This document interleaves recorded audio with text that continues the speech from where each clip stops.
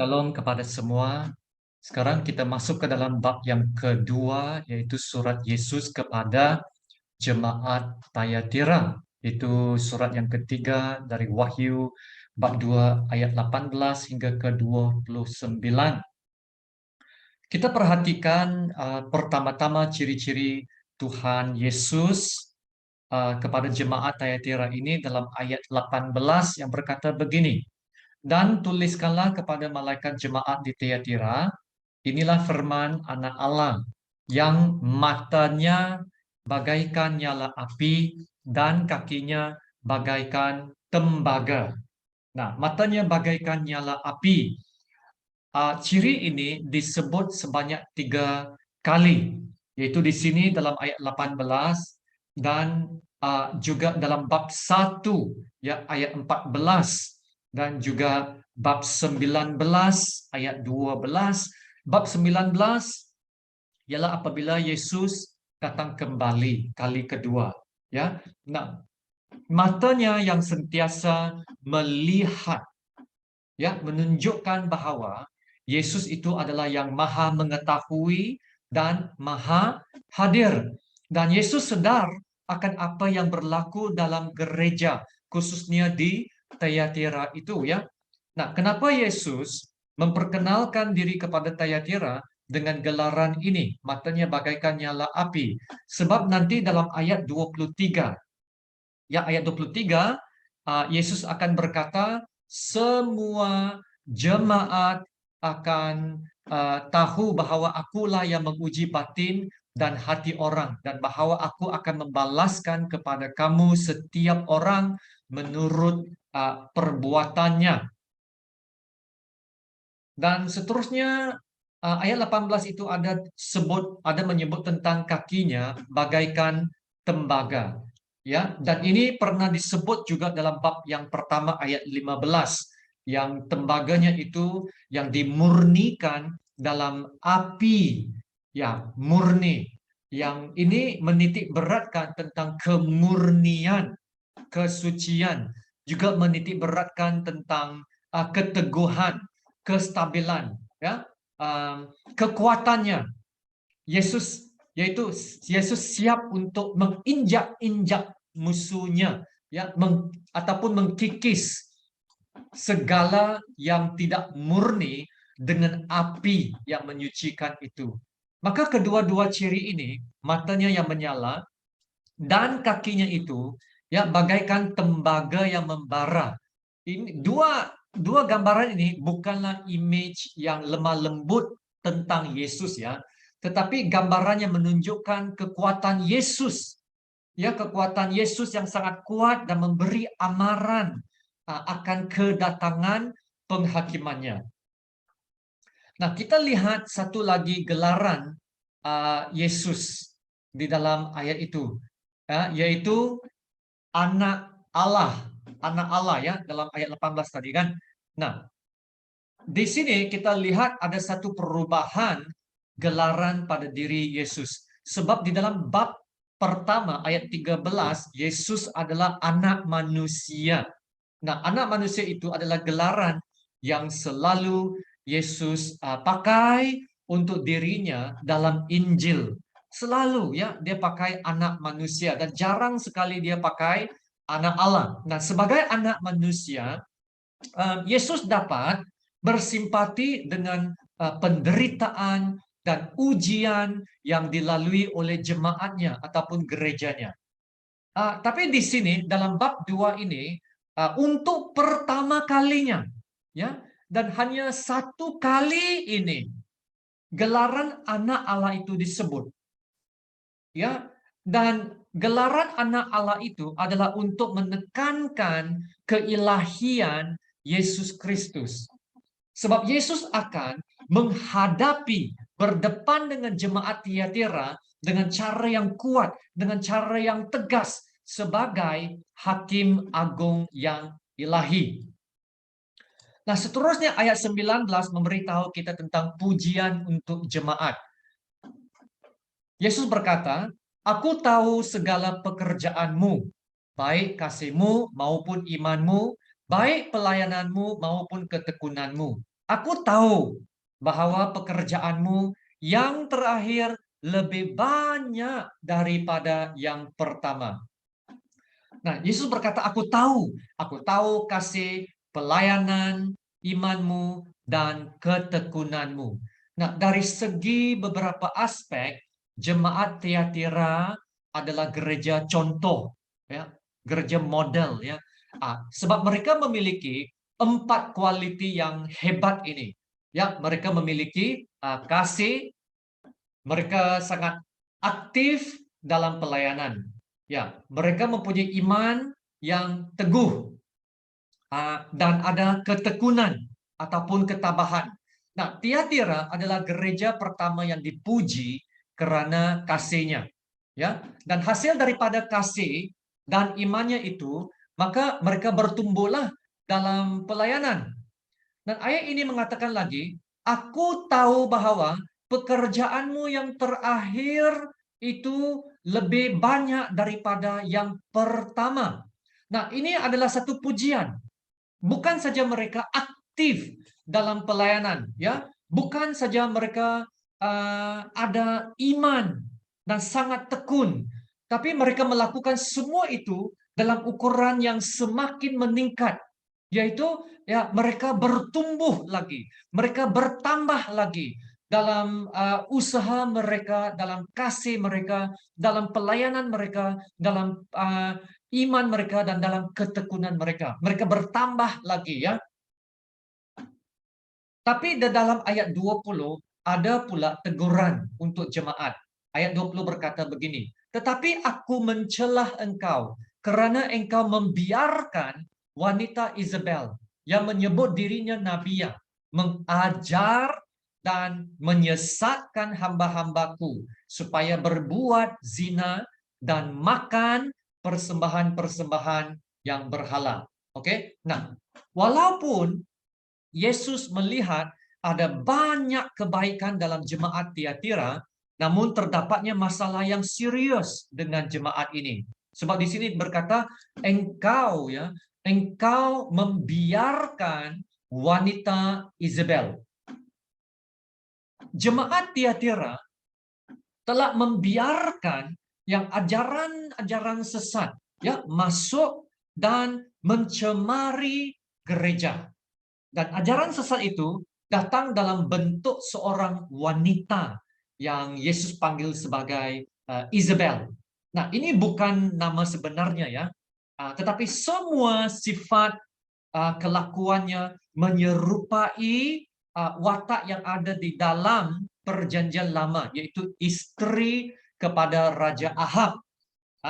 Nah, Isabel ini adalah perempuan yang paling jahat dan paling kejam sekali di dalam Perjanjian Lama. Dialah yang membunuh nabi-nabi Tuhan, dia yang menyesatkan dan mempengaruhi Raja Ahab dan juga umat Tuhan ke dalam percabulan dan juga penyembahan berhala, yaitu menyembah Baal, dewa Baal itu. Dan ayat 20 di sini mengatakan lagi, Isabel ini menyebut dirinya nabiyah. Nah, bermakna Isabel ini bukanlah seorang nabi yang benar. Dia hanya mengaku dirinya seorang nabi yang diutus oleh Tuhan. Tetapi nampaknya orang-orang Kristen menerimanya sebagai seorang nabi. Dan karena itulah Yesus menegur mereka. Sebab telah menerima nabi yang palsu ini untuk masuk ke dalam gereja. Yaitu mereka gagal untuk menguji roh seperti mana yang dikehendaki oleh 1 Yohanes bab 4 ayat ini, kan. Saudara-saudara kekasih, janganlah percaya akan setiap roh, tetapi ujilah roh-roh itu. Tapi jemaat Tiatira, mereka tidak melakukan ujian ini. Sebaliknya, ya, mereka membiarkan dia masuk ke dalam gereja. Dan apa yang Nabia Isabel ini lakukan? Ada 2 perkara yang Nabia Isabel ini lakukan. Pertamanya, mengajar dan menyesatkan hamba-hambaku. Nah, nabi palsu ini menyebarkan ajaran-ajaran iblis Sebab dalam ayat 24 ada disebut di sana selok-belok iblis. Nah, ini ajaran-ajaran yang dari iblis ataupun cara-cara iblis, pengaruh-pengaruh iblis. Dan yang parahnya, ada jemaat yang mengikut dia. Oke? Dan yang kedua, apa yang dilakukan oleh Nabi Isabel ini ialah menyesatkan hamba-hambaku supaya berbuat zina dan makan persembahan-persembahan berhala.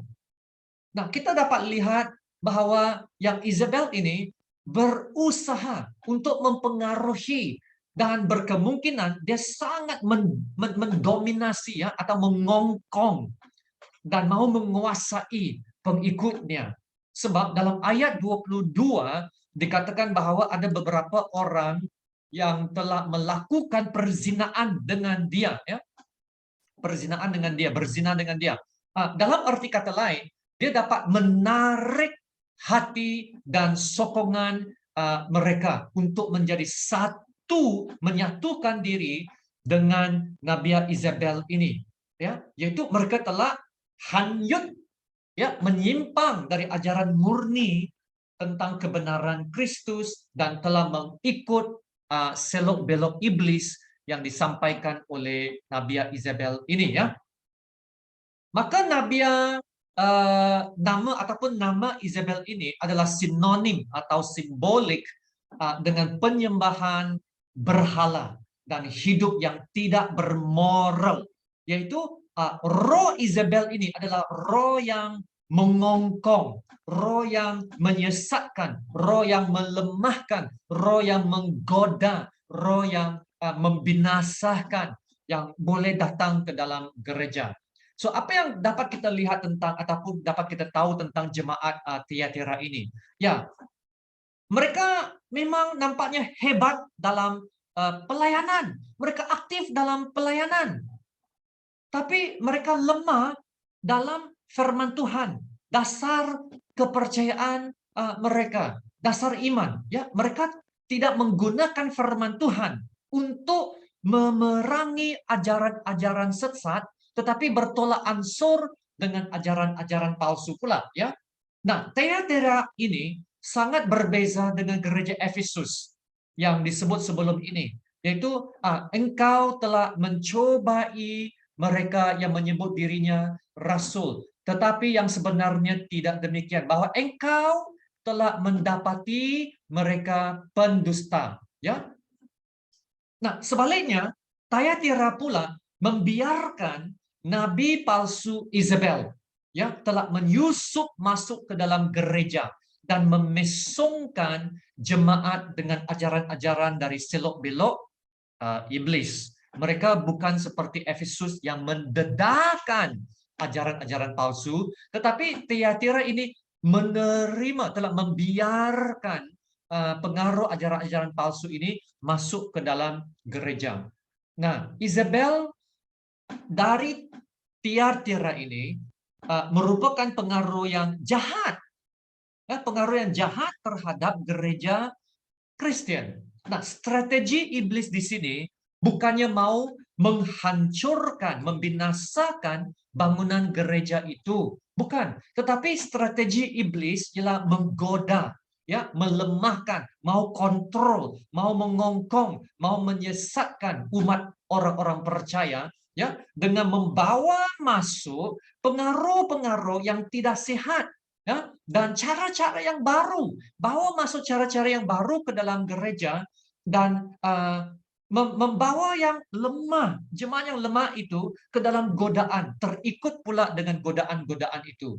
Maka saudara, adakah sekarang ini kita digodai oleh pengaruh Isabel?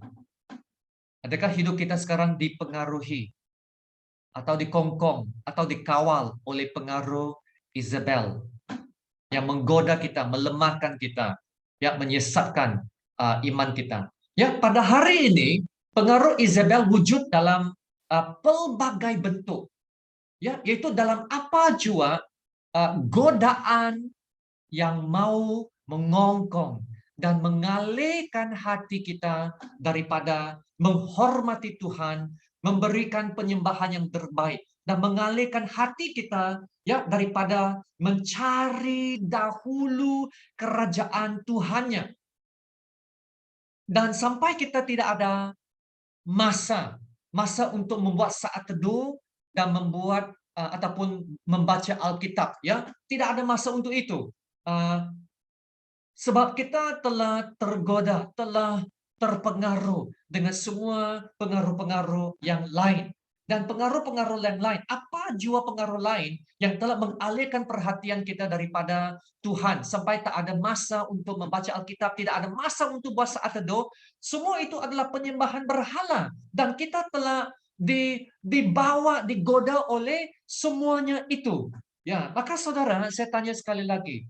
Ya, sekarang adakah kita digodai oleh pengaruh Isabel? Ya, sehingga kita mengabaikan perhubungan kita dengan Tuhan. Sehingga tiada masa untuk Tuhan. Tiada masa untuk membaca Alkitab. Tiada masa untuk membuat saat teduh. Kita hanya sibuk saja dengan tugasan. Sibuk saja dengan pekerjaan.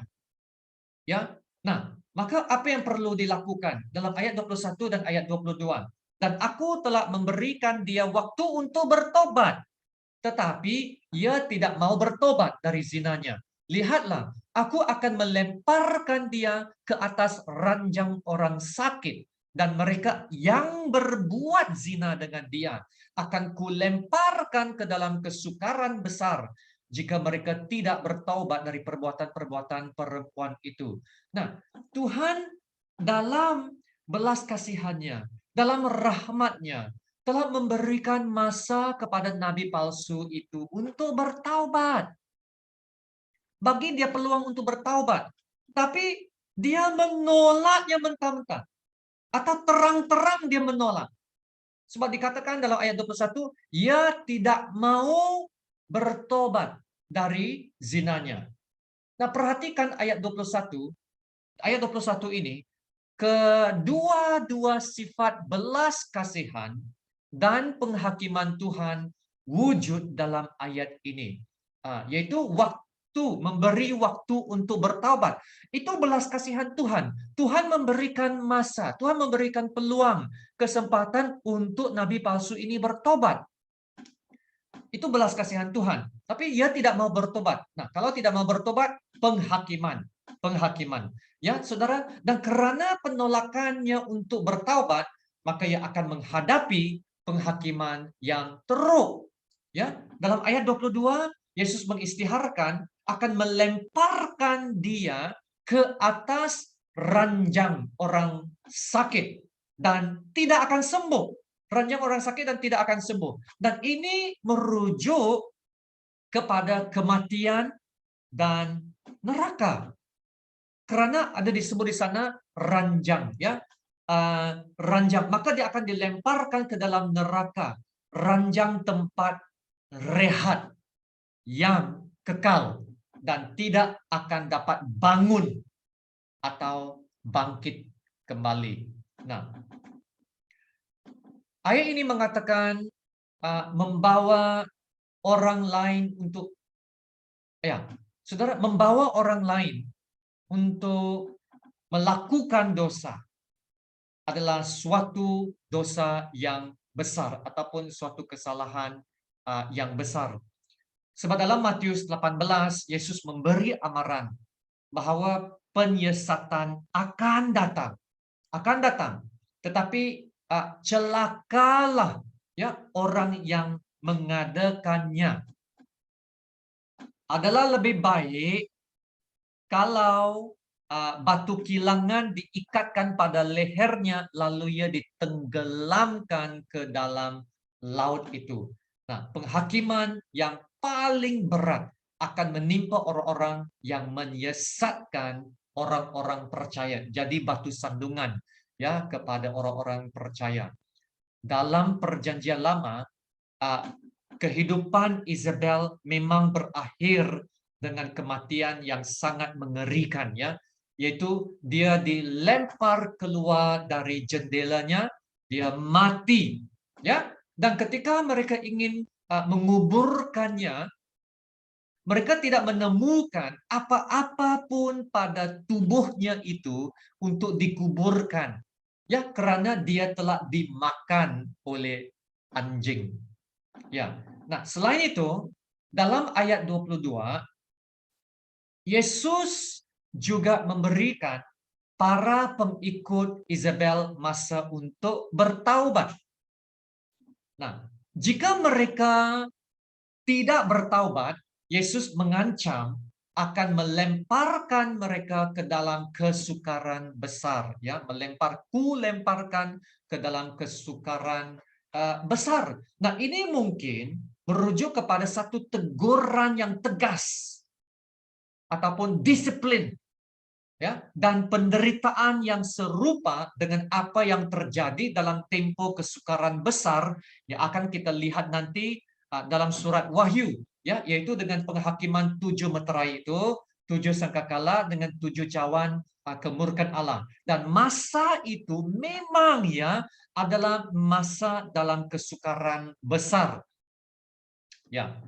Dan ayat 23 seterusnya, ayat 23 berkata, dan anak-anaknya akan ku matikan, dan semua jemaat akan mengetahui bahwa akulah yang menguji batin dan hati orang, dan bahwa aku akan membalaskan kepada kamu setiap orang menurut perbuatannya. Nah, ayat ini mengatakan anak-anaknya akan ku matikan. Nah, ini merujuk kepada mereka yang mengikut ajaran Isabel, ya, yang telah terpengaruh dan telah terikut dengan pengaruh Isabel itu. Nah, Tuhan akan melenyapkan mereka semua. Nah, ini benar-benar terjadi, ya, dengan semua anak-anak Raja Ahab dan Isabel dalam perjanjian lama itu, ya, yaitu semua anak-anak Isabel, ke-70 anak raja itu telah dibunuh oleh Yehu. Ya, maka Yesus mahu jemaat Tiatira sedarlah, penghakiman yang berat akan datang. Kenapa? Ya, supaya jemaat Tuhan Yesus tahu bahwa Yesus akan membalaskan kepada setiap orang menurut perbuatannya. Sebab ayat 23 berkata, ya, Tuhanlah, akulah yang menguji batin dan hati orang. Ya, Tuhan Yesus akan menguji batin dan hati orang, dan bahwa dialah yang akan membalaskan kepada setiap orang menurut perbuatannya. Nah, saudara, kata-kata Yesus di sini mengingatkan saya tentang satu ayat dalam perjanjian lama yang serupa dengan kata-kata Yesus di sini, yaitu Yeremia bab 17 ayat 10. Kamu perhatikan ayat ini. Ini adalah kata-kata Allah Bapa. Ya, aku Tuhan, yaitu Yahweh. Tuhan sana adalah Yahweh yang menyelidiki hati, yang menguji batin, untuk memberi balasan kepada setiap orang setimpal dengan tingkah lakunya, setimpal dengan hasil perbuatannya. Ya, saudara, dengan Yesus berkata bahwa dialah juga yang menguji, akulah yang menguji batin dan hati orang, dan yang akan membalaskan kepada setiap orang menurut perbuatannya, maka Yesus telah menunjukkan kesetaraannya dengan Allah Bapa. Maka sememangnya Yesus itu adalah anak Allah yang ilahi, sebagaimana yang telah disebut di awal petikan tadi, bahwa Yesus akan datang sebagai anak Allah, ya, anak Allah yang ilahi. Nah, Yesus juga berkata sebelum ini, matanya bagaikan nyala api, kan? Nah, ini bertujuan untuk menyelidiki juga hati dan pikiran dalaman kita. Ya, menyelidiki hati dalaman kita. Bermaksud tidak ada sesuatu pun yang tersembunyi dari pandangan Yesus. Sebab Yesus akan menguji batin dan hati orang.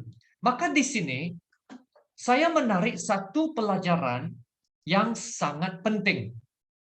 Yaitu kita pikir bahwa kita sangat pandai mau menyembunyikan dosa-dosa kita daripada Tuhan. Tetapi apa yang tersembunyi nanti akan didedahkan. Dan akibatnya sama ada kita akan menjadi sangat malu ataupun akan membawa kita kepada ketakutan dengan pendedahan dosa kita. Nah, ingatkah kisah Ananias dan Safira? Nah, Ananias dan Safira, mereka mau memberi kepada Tuhan, tetapi menyimpan sebahagian daripada pemberian itu. Nah, orang menyangka, wah, Ananias dan Safira ini sangat murah hati, ya, sebab mereka memberi suatu bahagian yang sangat besar. Tetapi Allah melihat hati dan pikiran, ya, bahwa pemberian mereka itu tidak jujur. Ya, orang lain tak tahu. Mereka lihat pemberian itu, ya, tetapi Tuhan lihat hati. Ya, Tuhan lihat hati. Nah, maka kedua-dua Ananias dan Safira ditimpa suatu penghakiman yang sangat menakjubkan, yaitu mereka tiba-tiba rebah, lalu mati. Dan ketakutan yang besar ya menimpa semua orang pada masa itu. Maka saudara, saya ingin mendorong kita semua. Tolong ya izinkan Tuhan untuk menyelidiki hati kita hari ini, ya, supaya Tuhan Allah Bapa dapat memperbetulkan kita dan membawa kita kembali kepada jalan yang benar. Biar Tuhan sekarang memperbetulkan kita, koreksi kita. Ya. Nah, Mazmur 23 berkata begini. Kita tahu tentang Mazmur 23 yaitu Tuhan adalah gembala kita yang baik. Ya, dan niatnya adalah niatnya menyelidiki hati kita adalah untuk membawa kita kembali ke jalan yang benar oleh karena namanya. Nah, dalam Matius 25 ayat 32 tentang penghakiman akhir zaman Yesus, Yesus berkata, dia akan memisahkan bangsa-bangsa seperti bagaimana seorang gembala memisahkan domba-domba dan kambing-kambingnya. Ya, saudara, maka lebih baik kita bertaubat, kita berubah sekarang, ya, supaya kita dapat menikmati semula kepenuhan berkat Allah itu. Jangan menangguhkan pertaubatan kita ya kepada hari-hari kemudian. Nah, kalau tidak, Tuhan akan bertindak. Ya, seperti mana ayat 22 yang mengatakan, mereka yang berbuat zina dengan dia, ya, berbuat zina, sama ada kehidupan yang tidak bermoral ataupun masih mengamalkan hidup yang duniawi, apa yang akan berlaku? Akan ku lemparkan ke dalam kesukaran besar, yaitu hidup yang terpisah dari pemeliharaan dan keselamatan Tuhan Yesus.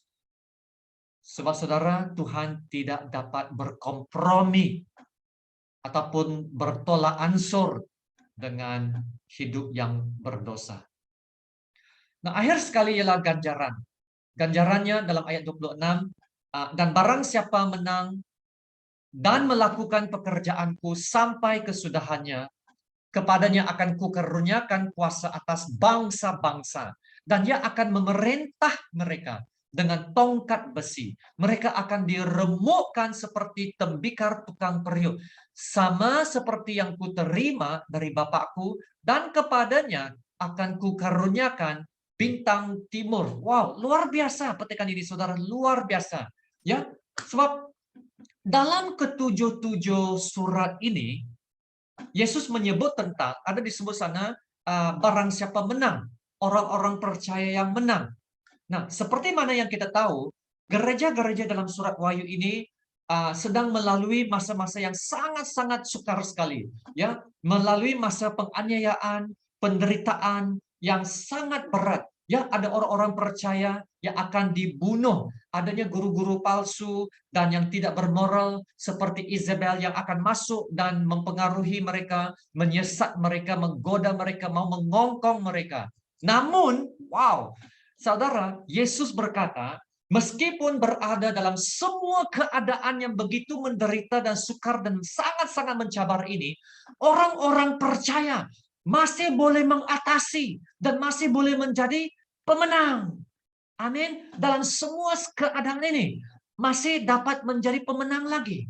dan serta terus melakukan pekerjaan Tuhan sampai kesudahannya.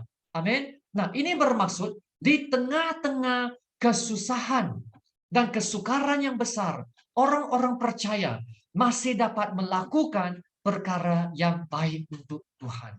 Amin. Nah, inilah dia. Luar biasa. Maka apa yang mereka perlu lakukan? Yesus berkata dalam ayat 25 sebelum ini, tetapi apa yang ada padamu, peganglah itu sampai aku datang. Ya, sampai aku datang. Bermaksud, ya, mereka perlu setia. Perlu setia. Setia untuk terus bertahan. Setia untuk terus bertabah. Terus berpegang kepada apa yang mereka ada. Sampailah aku datang. Sampai Yesus datang. Nah, Yesus pasti akan datang. Itu yang pasti. Dan apabila Yesus datang, Yesus akan memberi kemenangan kepada orang-orang percaya yang telah bertahan, yang telah berpegang teguh, ya. Maka mereka harus terus bertahan. Peganglah itu sampai aku datang, ya, kata Yesus. Nah, mereka sudah ada kasih, mereka sudah ada pelayanan, mereka sudah ada iman, dan mereka sudah ada ketekunan. Maka terus pegang semua itu dan terus pegang kebenaran yang mereka ada. Terus pegang kepada firman Tuhan yang mereka ada. Terus pegang kepada janji hidup kekal itu.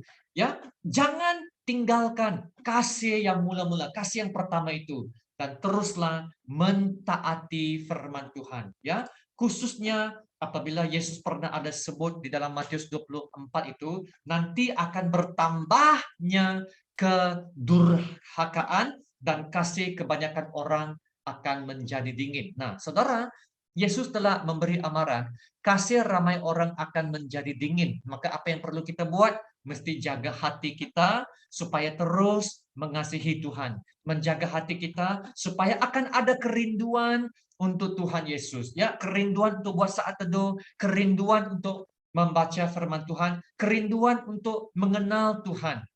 Ya, mesti jaga ini sebab sudah dibagi tahu, ya, kasih kebanyakan orang akan menjadi dingin.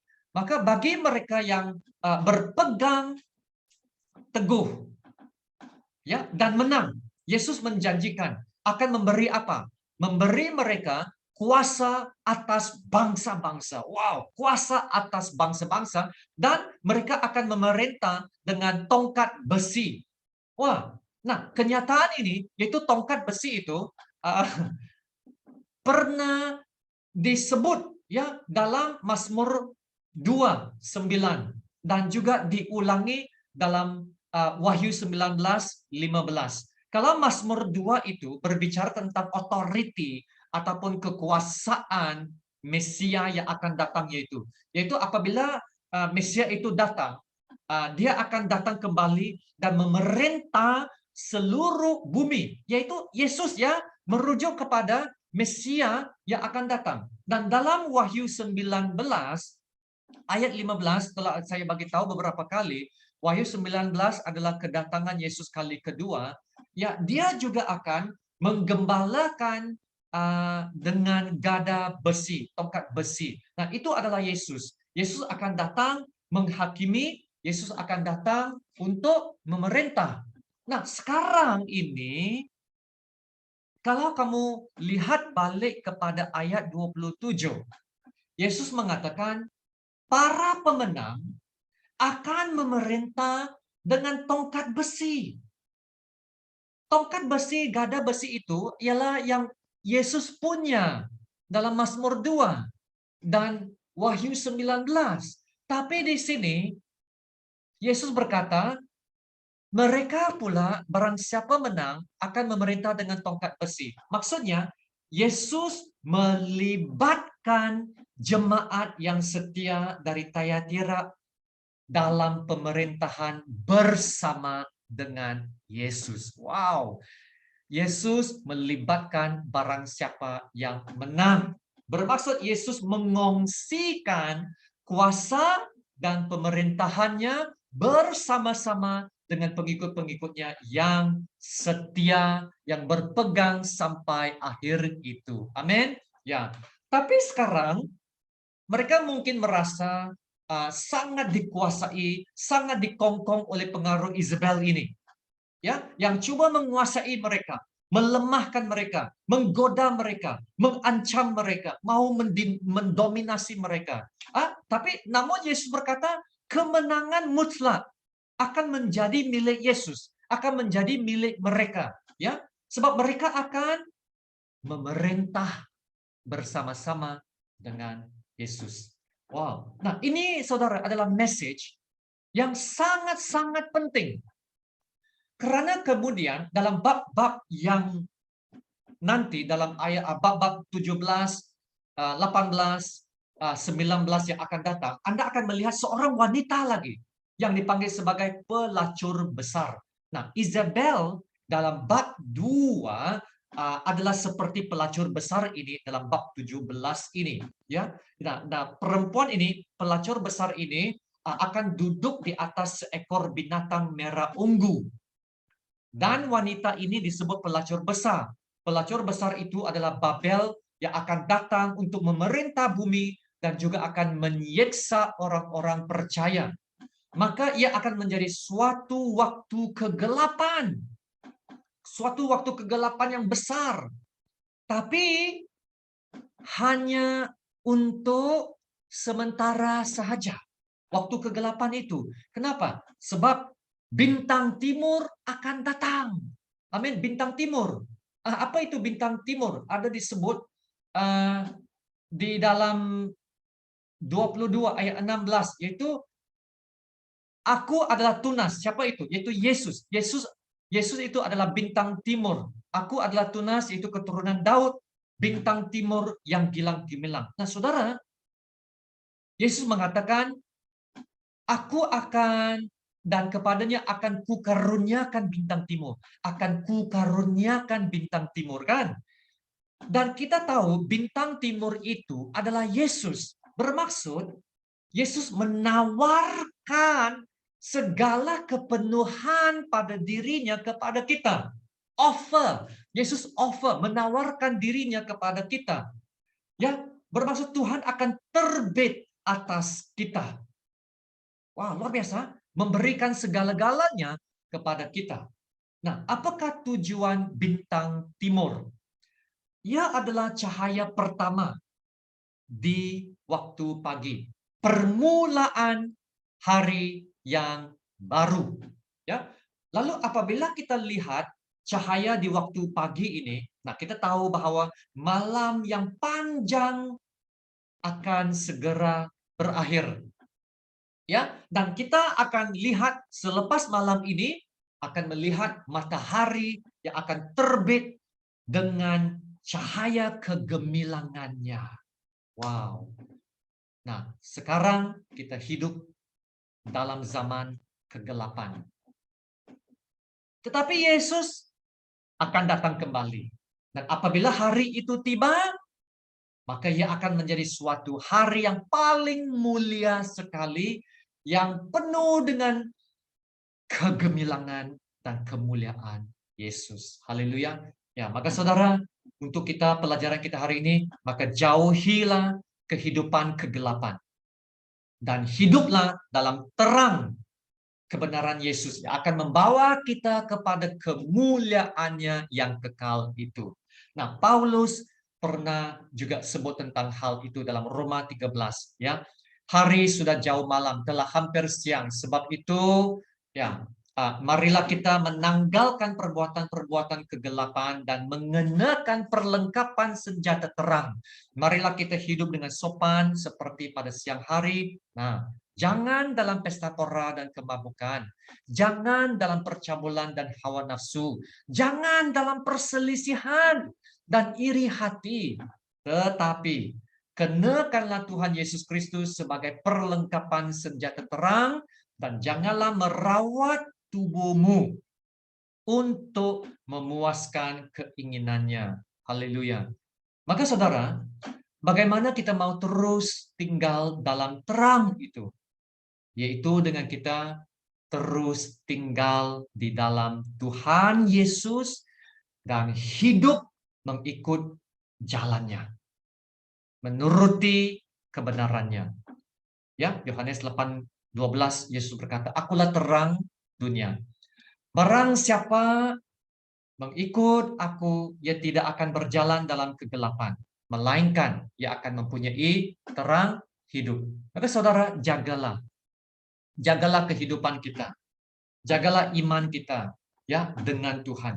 Jangan senang kita dipengaruhi atau diperdayakan oleh pengaruh-pengaruh dunia. Jadilah seorang yang bijak, ya. Seperti mana Paulus juga ada mengatakan, ya, kita harus perhatikan dengan saksama bagaimana kita hidup. Ya, janganlah seperti orang bebal, tetapi seperti orang arif, dan pergunakanlah waktu yang ada, karena hari-hari ini adalah jahat. Ya, dalam Efesus 5:15 itu. Ya, oke, mari kita berdoa sekarang ya. Haleluya, terima kasih Tuhan Bapa. Tuhan, kami telah sadar bahwa dalam dunia ini ada begitu banyak sekali pengaruh-pengaruh jahat yang coba mempengaruhi kami, yang coba untuk memperdayakan kami, yang coba untuk melemahkan iman dan menggoda kami, supaya mengalihkan perhatian kami daripada Tuhan Yesus. Sehingga Tuhan, kami kalau lalai akan mengabaikan perhubungan kami dengan Tuhan, akan mengabaikan apa yang terutama. Tuhan, ampunilah kami akan hal itu. Engkau telah sedarkan kami supaya Tuhan, kami mengerjakan apa yang terutama. Mengerjakan apa yang terutama, yaitu mencari dahulu kerajaan-Mu ya Tuhan dan kebenaran-Mu.